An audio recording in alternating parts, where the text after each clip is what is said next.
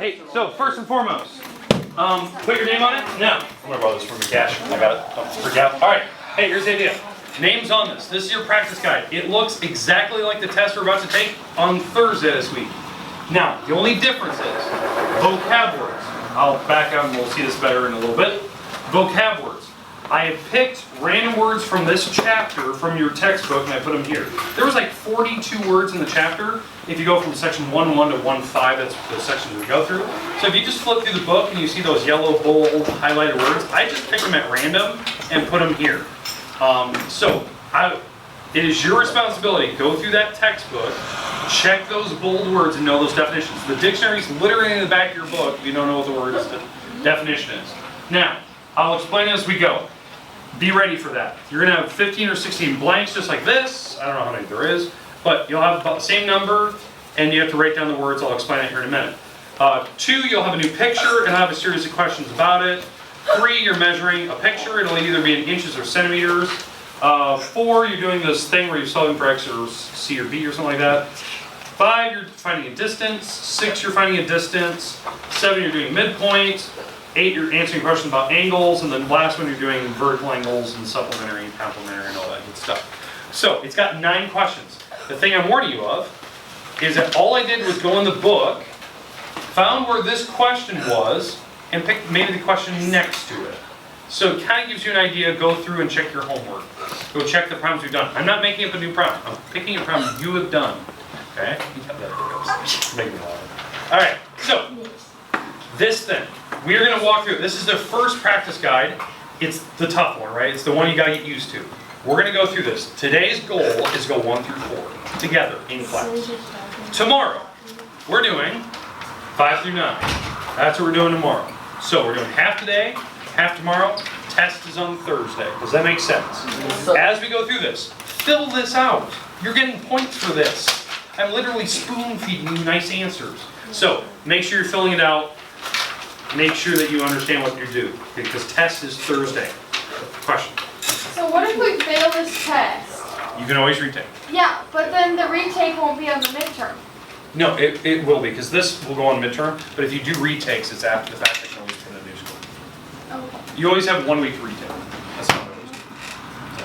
Okay, so no, don't sweat. I always give you the week to retake. Okay. Thing is, for midterm, we can't submit late scores and zeros. For me, I can do retakes. Okay, are we good on all this stuff that I've explained the last couple seconds here? Okay, have your practice test out, names on it. Let's talk about the vocab. Now, I did make a couple of mistakes. I put this together really fast before I left yesterday. So there is a couple of mistakes. Apologies on that. There is 2 blanks that are up here in this word bank here. There's 2 blanks that are in this that will not have an answer. So I'll tell you which ones to cross out when we're done. Sorry, I was making this really fast. I didn't realize I didn't put the word over here. Number 2, these words. You might use them more than once. Now, it's very blatant and obvious. I copy and pasted a definition twice to get you used to, like, you might need to use a word more than once. Okay? On the test, same thing, but it'll be more subtle. That maybe there's a second definition to a word, like a slightly different wording. And I put one in there, like a very clever way the books describe it versus what I describe. So we'll kind of go through it. All right. Now, the word bank is off to the right. They will always be there. I will always provide you every word. I apologize. There's 2 blanks up there. We'll cross them out because I forgot to put the word in the blank. Now, test day. I won't go through what I'm about to do with you, right? Because I'm going to read through all these definitions, 1 word at a time, and you're going to go find them and write down the word where you think it goes. I want to do that. I don't do that test day. Test day, I basically hand out the test like you got here, and I say, I read through the directions, put all the words in the blanks, find the answers for number 2, go through, give me the numbers or the letters. I explain every direction for every problem, and I say the other rest of the time. That's it. And you're gone and you're working for 40 minutes. Like, it's quick. I do 1-minute instruction. These formulas, obviously they're up here. They're going to stay up there. You need these formulas for those questions, those later ones. So on test day, the desks in this room will be facing this way. So that way you're facing the board, so you don't have to like crank your head over. You can just look up and see the formulas in front of you. So it doesn't look like you're cheating. You're actually looking at the formula, which I know you probably need. Okay, does that make sense? Okay, so just be cautious of that. So if you are in trouble of seeing, you might want to sit in like this row on Thursday, but I'll have a seating chart and I'll probably put you where you need to be. Okay, so keep that in mind. New seating chart Thursday, because you don't know who you're going to sit by. Okay, let's go through these vocab words. Words are pretty straightforward. I'm basically going to say the definitions out loud. So if you're kind of paying attention up here, hopefully this will explain a lot and you know kind of where they're going to go. So I'm going to highlight these. In fact, I'm going to put a little arrow next to them. Okay, first word. Okay, we're going to talk about it. I'm going to go like 5 words at a time, and I'll stop and give you a chance to catch your breath and ask questions. Okay, we ready to go? Now, here's what I want. I want you to write down the words in the blanks. Now, if you have really bad penmanship or really big font, put it off to the side. Do not do a weird letter system, A's, B's, and C's. I don't check that. Don't put any weird number system. Don't do the weird line spaghetti looking thing. I don't check that. I just count them all wrong. No joke. I just count them wrong and I move on. Because I have 65 of them to check and I don't want to check spaghetti. It's not going to happen. So, let's go through the words. The word point. Its definition up here. It is a position in space labeled with a capital letter. Position in space labeled with a capital letter. Sorry, I got a cough. Position in space labeled with a capital letter. Point. All right, go find it, write the word down. Does that make sense what you're doing? Yes. Okay, let's move on. Position in space labeled with a capital letter. I thought that was pretty subtle. Plane. It is a limitless flat surface that extends in all directions. A limitless flat surface that extends in all directions. Again, words can be used more than once. Hint, hint, hint, hint. I made that one pretty blatant. That's usually not what I do on tests. Limitless flat surface extends in all directions. Third word. Array is a line that goes in one direction and has an endpoint on the other side. It is a type of line in one direction and an endpoint on the other. That is array. The line goes in one direction, endpoint on the other. It's array. Next word, space. The set of all points. Space is the set of all points. Again, write down the word in that blank. Don't put any weird letter system on it. Space, the set of all points. And the fifth word. Then we'll take a break here and make sure that you get caught up and if you can't find a word. Congruent. It is 2 geometric figures that are equal in size, shape, and measure. 2 geometric objects, or 2 objects that have the same size, shape, and measure. That is congruent. Again, you can use a word more than once. Hint, hint, hint, hint, hint.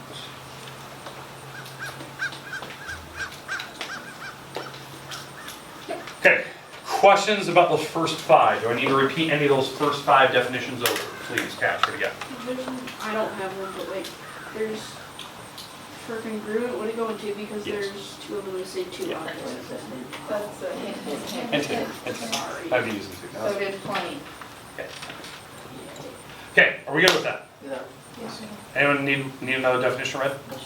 Okay, we're moving on. Let's go to distance. So I'll go to the next 5, we'll take another break. Distance is the length between points. It's the length between 2 points. That is distance.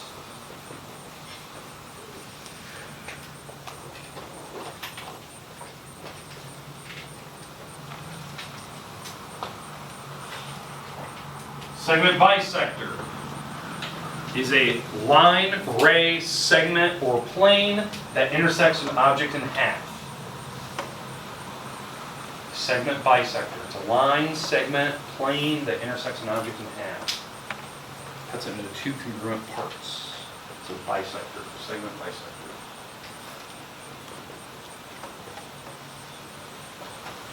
Third word, opposite rays. Opposite rays are lines that are formed by these 2 geometric objects. A line is formed using these 2 geometric objects called opposite rays. A line is formed by these two geometric objects, called opposite rays. A line is a geometric figure that contains 2 points and extends in both directions without limit. It is a geometric figure that contains 2 points and extends in both directions without limits. Again, reminder, you may not use a word, or you could use a word more than once, so keep that in mind. Moving on, the final 5th word of the second half here. Interior points. Interior points. They are points that are found in between the rays of an angle. Points that lie in between the rays of an angle. Those are interior points. They're inside the rays, inside the sides of an angle. We talked about that last Friday. Okay, those are those next 5. Distance, bisector, opposite, line, and interior. Is there any word you want me to read over? Okay, all right. Any words I need to go over the definition? Again, you may not use a word. You may use a word more than once. That's pretty blatant obvious when I just copy and paste it. You just gotta use that. Test to be more subtle than that. It'd be a slightly different definition. Okay, we're good with those 5? Let's go to the next. I'll do about 4 here and then we'll take a break. All right. Degree. The measurement of an angle is labeled as a degree. The measurement of an angle is labeled as a degree.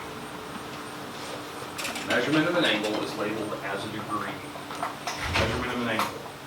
That's how you label it. Acute angles are angles that are measured to be less than 90 degrees. Less than 90 degrees. That's an angle. It's acute angles. The measurement of an angle is less than 90. It's acute. They're small. They're acute.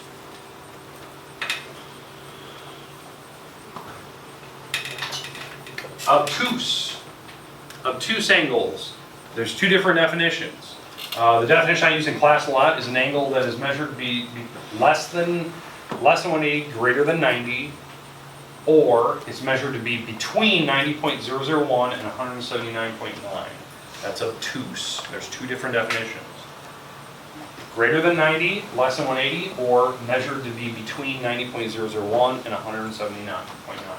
That's the different definitions the book uses. That is probably a better example of like where you're using a word twice, but they have a slightly different definition. Like there's just difference in wording. That's more subtle. Adjacent angles. I'll stop after this one. This will be my 4th word here. Adjacent angles are angles that share a common vertex and ray. Angles that share a common vertex and ray, or side. Those are adjacent. Okay, questions on those 4 words. Degree, acute, obtuse, and adjacent.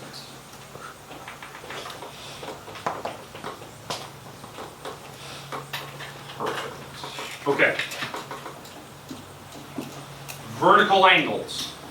Vertical angles. Angles that are formed by the intersection of lines. They're angles formed by the intersection of straight lines. It's a vertical angle. Angles formed by the intersection of lines.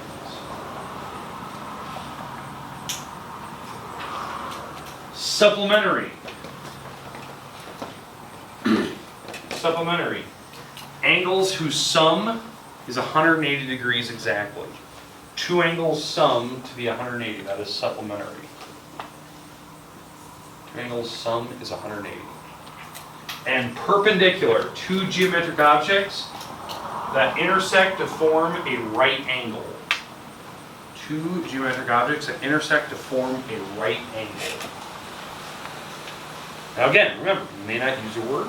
Some words are used more than once. Now, there's a couple words we didn't use. Let's talk about these out loud. What are the words I did not use up above? I didn't use line. And what were the other ones? Supplementary. And? Perpendicular. Boom. We didn't use those words. So if you use those words, go erase them, you use them wrong. Okay, I know I didn't use those words for sure. Now, there's 2 blanks that we didn't fill in. Okay? First one. This one. Cross it out. Here's the worst part. I didn't give you the word. We've had the word. It was in the book.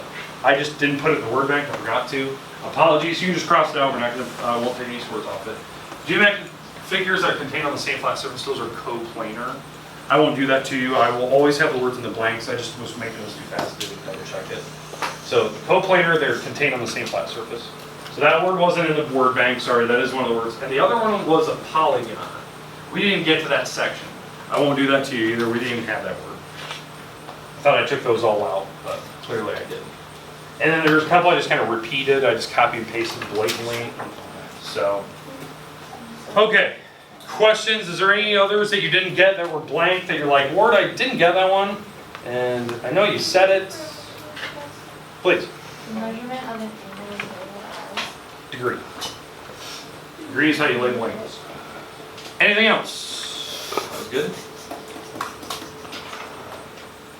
Okay, are we good? We can move on? Okay, let's go to number 2 now. All right, we're going to go to 2 and 3 and 4. My goal is to get through number 4 today. Once we're done with 4, you'll have some time where you can just work on your practice guide. Your goal today should be to finish through 4. Now, obviously, we're doing them together, so it should be pretty easy. Then, when we're done, finish, like, work on page 50. 50 is due on Thursday. This practice guide is due Thursday, but obviously, we're doing it together, so you should be done with this. This is the first time we do this, so I like to walk through with you so you know what you're doing. All right, so let's go down to number 2. I'm going to stop the camera here so I can get the next section. Okay, let's go to the next one. Number 2.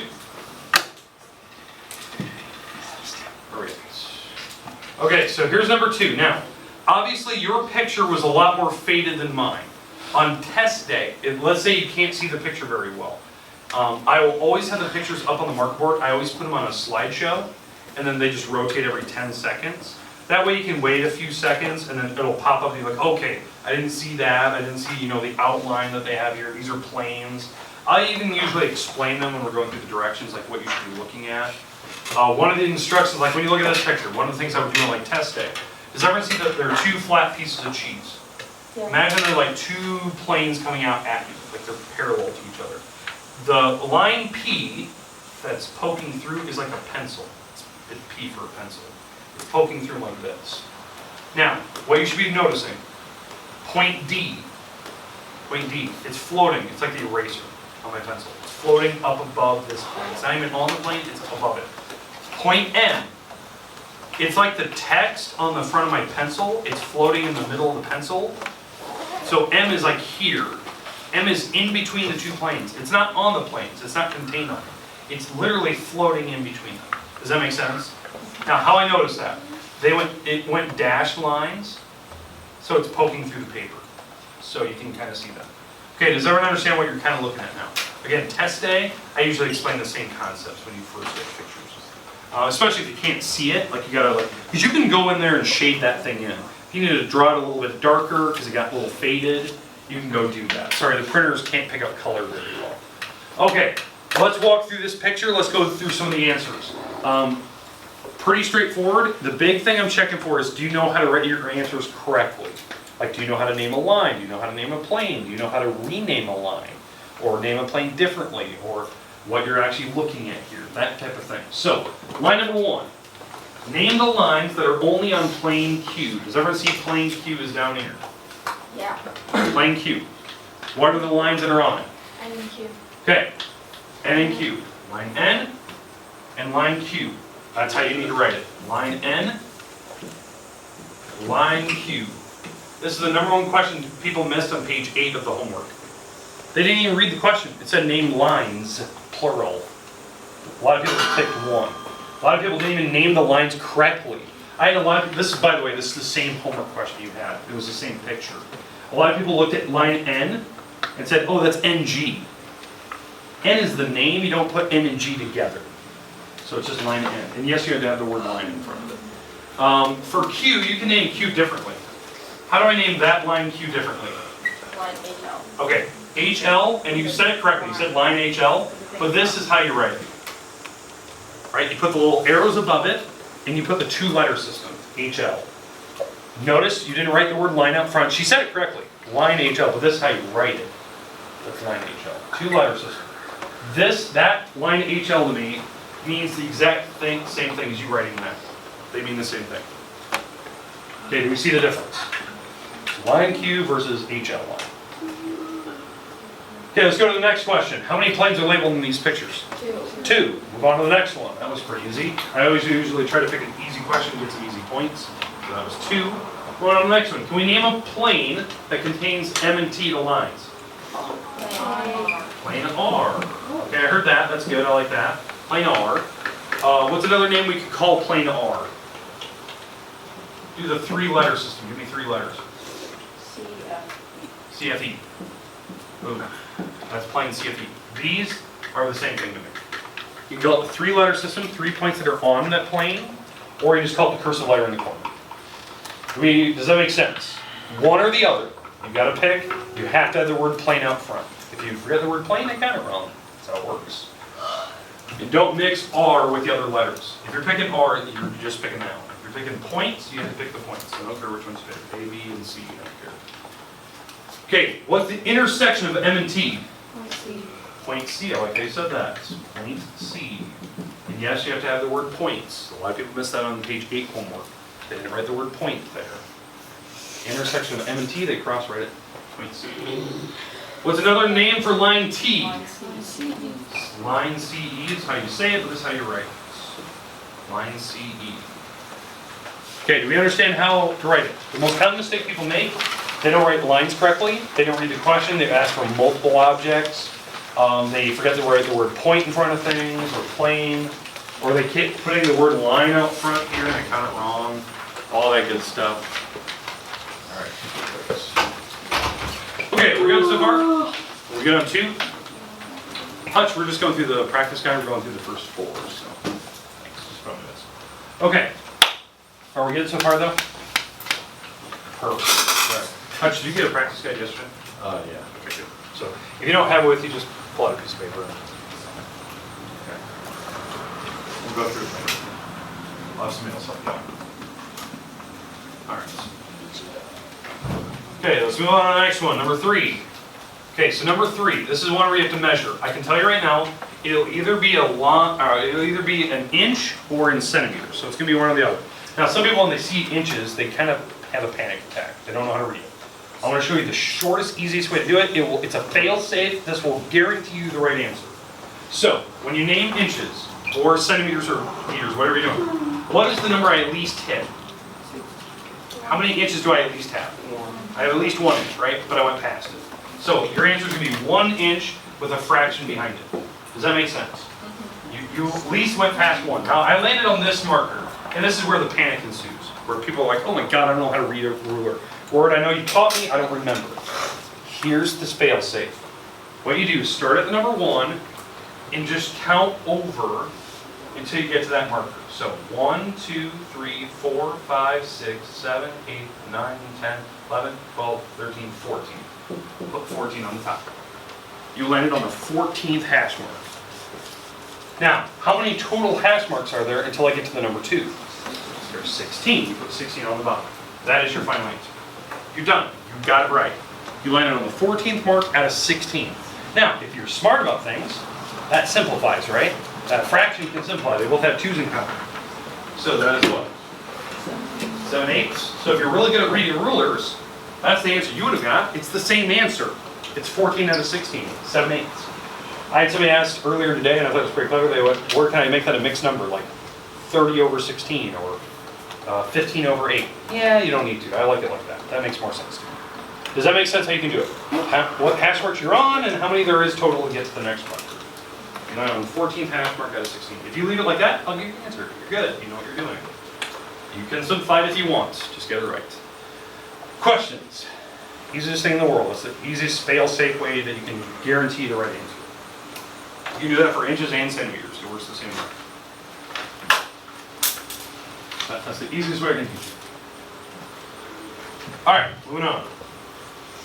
4. Now, this is where a normal test would come into play. So, practice guide. Normally, on practice guides, I give you multiple questions per thing. Like number 4 here. Does everyone see that number 4 has 2 separate questions? There's the top one, there's the bottom one. This is like on a normal practice test day, I would pick one of these and you would go do the other one. That's what we're going to do. We're going to get a first practice at doing this for the first time, this is how a normal practice day would work. So you get to see me try one, you get to go try one yourself to see if you know what you're doing. And that's what you turn in. So you should be filling this out, by the way, all the way and filling out, because we are going to turn this in Thursday. You get easy points because obviously we're doing everything together. But I'll do one of these. So you guys get options. You want me to do the top one or the bottom one? Okay, raise your hand if you want top. Raise your hand if you want the bottom one. Okay, we're doing bottom. Okay, even if you didn't care, it didn't matter. Pick a bottom. All right, so we're doing the bottom. So I'm going to do it. How I do this problem is exactly how you're going to do the top one. Same exact way. So if I read the instructions, they're telling me how to draw this. They're telling me to draw x to z and put y in between it. So here's my drawing. X towards z, and I'm going to put y somewhere in between. I don't care where you put y. It can be anywhere you want. That's the same drawing you're going to draw on the top one, because you obviously will have to do the top one by yourself, right? So you have to do that same drawing, because that's the same instruction. I don't care if it's drawn to scale. Next, take all the stuff they give you and label the picture. So, xy. Well, xy is this piece right here. It's this little small piece. That's a 6b. 6b. Not 66, but 6b. Yz is this piece. That's an 8b. And x towards z, the whole stick, is 175. Okay, does everyone understand the labels I have? I have the two small parts, and I have the whole stick is 175 in length. Now, we're going to solve. This is where algebra comes into play, because if you ever read the instructions up above, it says find the value of the variables and yz. So you have to find two parts. You have to go find the variable, and once you find the variable, go plug it back in and tell me what yz is in the end. So my question at the very end is, I want to know what yz is equal to. That's what my question is. And notice they don't leave the bar, they don't have the bar above it, so they actually want to know the number for it. Okay, so here's how you solve. What are my two small parts on that picture? 6b and 8b. We're going to add those together.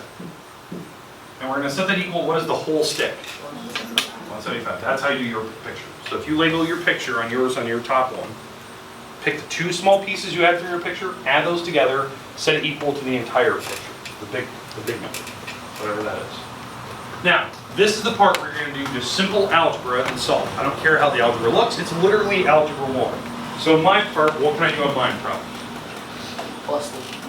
Yeah, add the b's, right? Add these together, so I get what, 14 b's total? I can actually add mine together. And what do I have to do last? So division. Division. We divide that over, I get my b is a 12.5. If you divide it in your head. Yeah. Next thing. Now that I know my b is at 12.5, I don't care if it's a decimal or not, we have to plug it back in. Because the question is, find the variable, I found that, we're good there. So now it says, find yz. So yz up here was this. That was my 8b, right?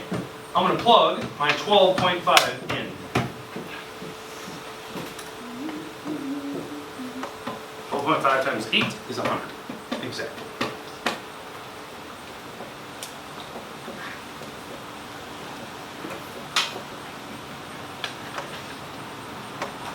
And that's my answer, right? YZ turned out to be 100. Okay, does everyone understand what I did there? I'm doing some simple algebra, solve for the variable, and then plug the variable back into my picture and figure out the stick they want me to find. They wanted me to find YZ on this one. On test day, I would probably warn you of whatever thing they're trying to find. But again, you have two separate problems. You're going to have to do the top one by yourself. It's done the same way. Follow my instructions. Okay, the rest of the time you have today, you have 8-9 minutes here. You can work on this, try to get up 1 through 4 filled out. So if you're like, talk to your neighbors, see if they'll help you out, fill it out. And then tomorrow we're doing 5, 6, 7, 8, 9 in class. Okay? I'll post a video after school in case you want to watch it one more time. Maybe you didn't notice vocab. So yeah, so test is Thursday. This practice guide you're going to turn in Thursday for easy points because we should have it completed. Normally, practice tests we don't do it in class together like this. It's the first one. I want to alleviate your stress a little bit. I want you to know what you're doing, you know how to do it. Alright, that's it. We're done. 72 and Yeah, that passed. No, you didn't leave. Let me give you